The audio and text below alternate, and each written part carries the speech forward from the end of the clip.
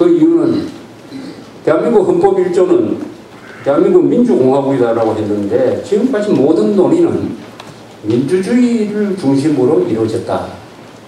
이렇게 이야기를 하다 보니까 전부 민주주의 이야기 하다 보니까 국민의 권리, 인권 뭐 이런 거 중심으로 이야기를 하면서 국민의 의무에 대해서는 잘 이야기 안 하게 된다.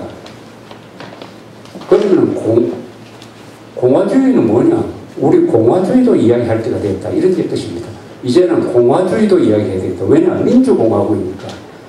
그래서 이 공화주의에 대해서 좀 생각을 해보자 하는 논의가 진행 중인 것입니다. 공화주의, 공화국은 리파블릭입니다. 리파블릭. 그리스 말에서 쭉 로마 시대 때의 말이, 그리고 공화주의를 리파블리카니즘 이렇게 이야기를 합니다. 이걸 제가 정리를 하다가 보니까 저도 상당히 공부가 되었습니다. 이승만 대통령을 우리가 민주주의자라고 하기보다는 오히려 공화주의자라고 부르는 게 맞겠다. 미국 건국을 주도했던 사람, 벤자민 프랭클린, 제퍼슨, 워싱턴 이런 사람들도 공화주의자라고 부르는 게 맞겠다 하는 생각이 들었던 것입니다. 그 이유는 이승만 대통령이나 제퍼슨이나 이런 사람들이 신경을 쓴 거는 이런 겁니다. 이게 민주주의를 제대로 하기가 매우 어렵다. 왜냐? 국민들이 수준이 낮으면 민주주의가 제대로 안 된다. 그럼 어떻게 민주주의를 할 것이냐? 교양이 높여야 된다.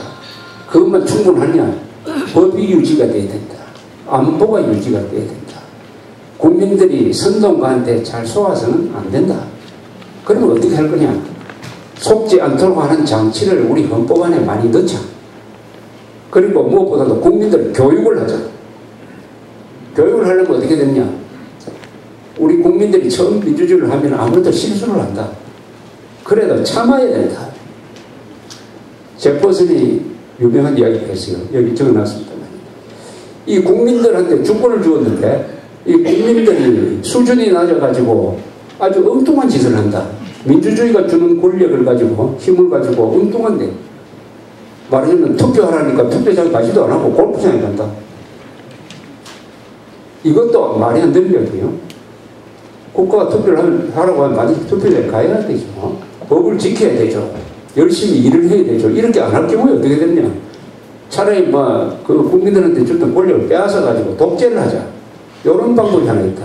아니면은 시간이 좀 걸리더라도 그 국민을 교육을 해야 된다. 그런데 제퍼슨은 나는 후자 쪽이다. 시간이 좀 걸리더라도 참으면서 교육해야 된다. 이렇게 이야기를 했습니다. 이게 바로 이승만 대통령의 생각과 이승만 대통령이 한 그대로예요. 이승만 대통령도 12년 동안 집권하면서 그분의 한계가 뭐냐? 이렇게 세월이 흘러서 넓게 보면은 이승만 대통령의 한계가 바로 국민들한테 민주주의와 자본주의 교육을 시키는 겁니다.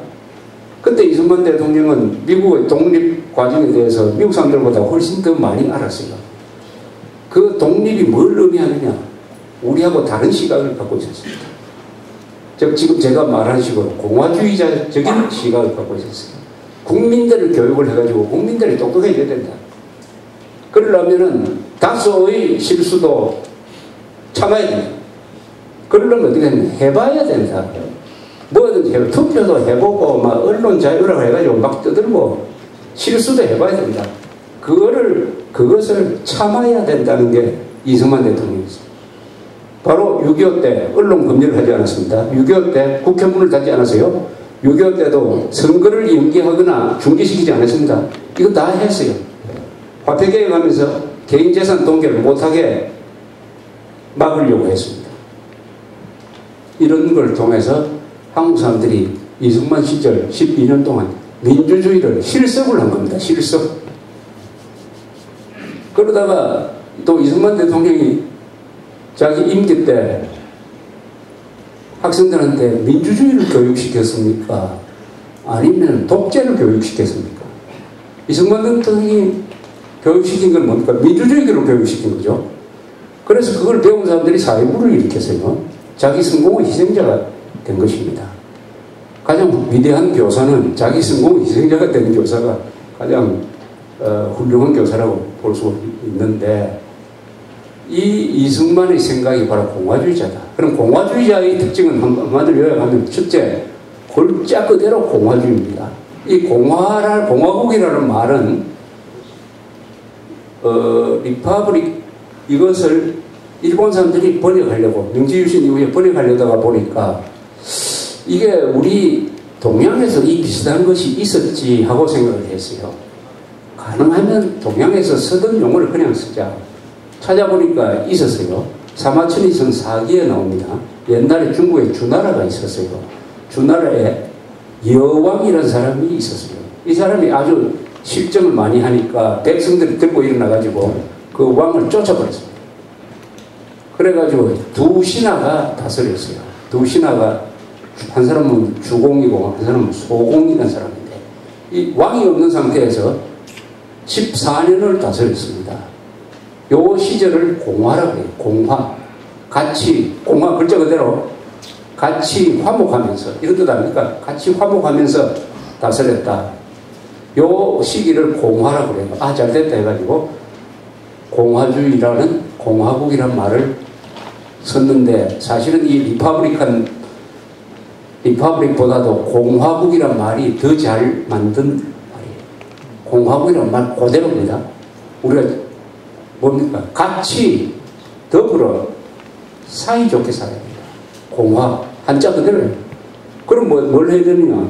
첫째, 안보가 지켜져야 된다. 안보를 대단히 중요시 해야 됩니다. 그 다음에 법치가 유지돼야 된다. 세 번째는 뭡니까? 복지가 먹고 살아야죠. 요 세 개예요. 안보, 법치, 복지, 그 다음에 언론, 자유죠. 자유. 요 네 개가 공화주의자의 가장 중요한 가치관이에요. 공동체를 생각을 하고 공동체 안에서 우리가 자유를 누려야 된다. 법치가 자유를 만들어야 된다. 한국 사람들은 법이 자유를 억압한다고 생각하는데 그게 아니다. 법이 있어야 자유를 누릴 수가 있다. 법이 무너져 버리면은 자유고 뭐 생명이고 재산이고 다 날라가 버린다. 그래서 공화주의에 입각해서 만든 나라가 미국이고 이승만 대통령은 그것을 골똘하게 생각한 사람입니다.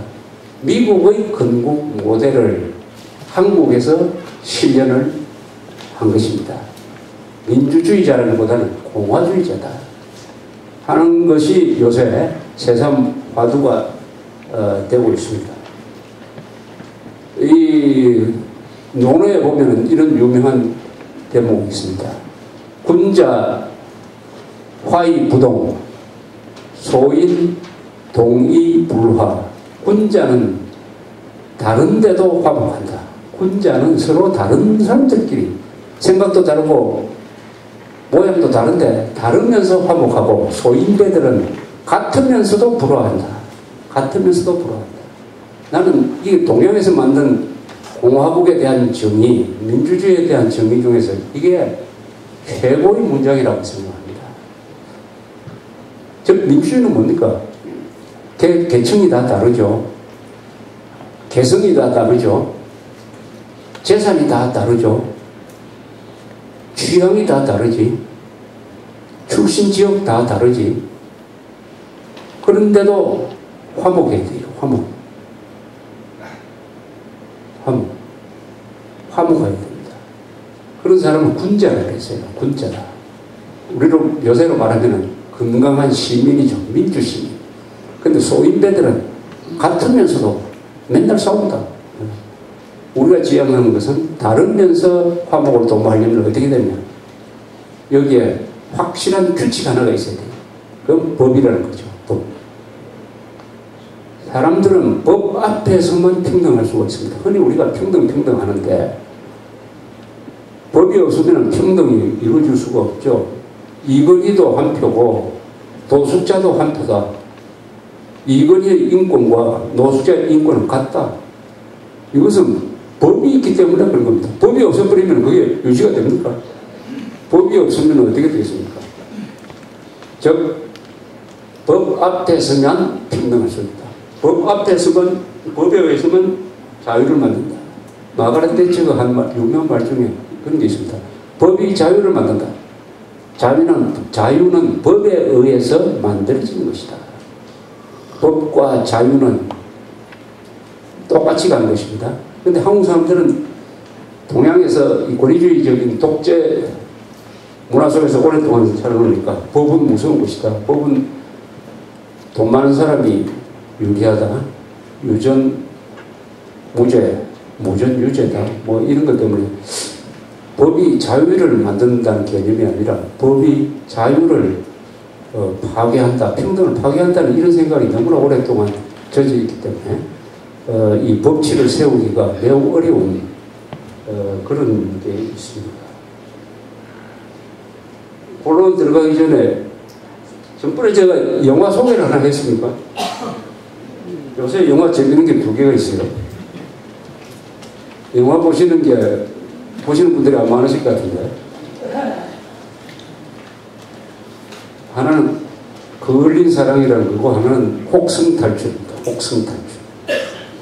그 대한극장에서도 하고 이 망치 두드리는 흥국생명 빌딩에도 하는 것 같은데,